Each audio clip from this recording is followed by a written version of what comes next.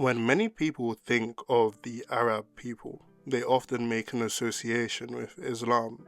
This is usually due to the fact that a large portion of Arab people are in fact Muslim, and the religion of Islam began in Arabia. Even the Holy Quran being written in Arabic fuels this idea. However, prior to the establishment of Islam in the 7th century, pre-Islamic Arab people had very different beliefs. These beliefs range from indigenous Arabian polytheism to Christianity, Judaism, and others. It was essentially a melting pot of different cultures and beliefs. However, polytheism was the dominant belief system at the time. In this video, we'll explore some of their core beliefs, such as what they believed happened after death, their creation stories, as well as the popular gods that they worshipped. And before I continue, it's important to know that pre-Islamic Arabia was incredibly diverse, with different tribes, each with their own varying beliefs, ideas, and deities. So there is no one coat fits all for this topic.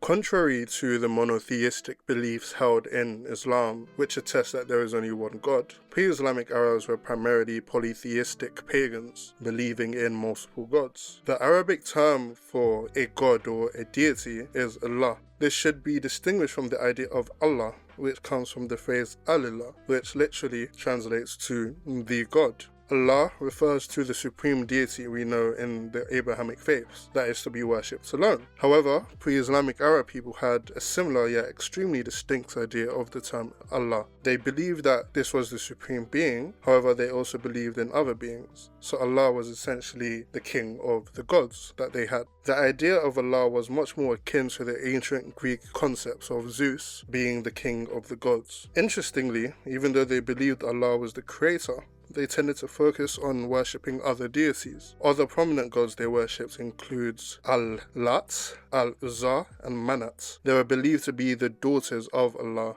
each representing different concepts. Al-lat was a goddess associated with femininity, fertility, and the earth. She played an important role in agricultural communities where she was revered for her ability to bring abundance and prosperity. She was often depicted as a woman that was extremely beautiful. Al-Uzza was a goddess that symbolized strength, courage, and the morning star. She was particularly revered by warriors who sought her protection and guidance when they went to battle. And then we have Manat, who was the oldest of the three sisters, and her name is believed to either have come from the Arabic term mana, which means to determine, or from the term mania, which means fate. As you can probably tell from the meaning of her name, Manat was the goddess of fate and destiny. There are a range of other deities as well, a whole pantheon of them, such as Wad, who was a god associated with love and friendship. And what is most striking is that a large number of these deities did not have proper names and were referred to by titles indicating a quality, a family relationship, or something else. Their deities were made into idols whom they worshipped and made sacrifices to as offerings.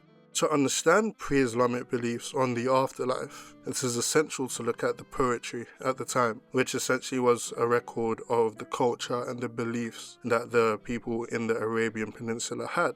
The spotlight in these poems was often on the concepts of time and fates, placing very little focus on the involvement of deities. Fate was looked at negatively, as it was seen to appoint the time of every person's death, eventually separating people from their loved ones and destroying everything they cared for with time. As a result, it can be said that there was a mostly negative view of death. Not much attention was paid to a potential afterlife. However, this is not to say that there wasn't a belief in some form of afterlife. Other sources seem to suggest that existence after death was believed in. However, it was seen as a lesser state of being. Mentions of life after death often looks at the dead coming back for some kind of retribution or vengeance against someone who did them wrongly. So the Arab people of the time had rituals in place that were used to appease the dead.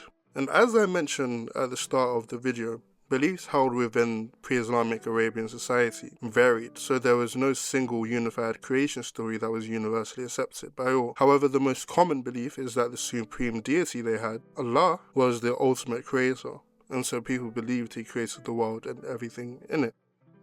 The Kaaba, which is in Mecca, holds significance for all Muslims around the world, but it also held importance for pre-Islamic Arabia. It is the direction that Muslims face when they pray, as well as their destination for Hajj, which is a pilgrimage that all Muslims who are capable are obligated to take. as it is one of the 5 pillars of Islam. However, pre-Islamic Arab people also saw the Kaaba as a holy site and used it to house their idols and multiple gods. Within Islam, these acts were seen as blasphemous and forbidden, and it went against what the Kaaba was meant to symbolize, that is monotheism and being the house of the one true God. Islam states that the Kaaba's foundations were raised by the Prophet Ibrahim, also called Abraham, and his son. Ibrahim, of course, being the founder of the monotheistic Abrahamic religions that we know today, being Judaism, Christianity, and Islam. And when the Prophet Muhammad returned to Mecca, after being initially driven out, he removed the polytheistic idols from the Kaaba, reinstating its symbolism of monotheism.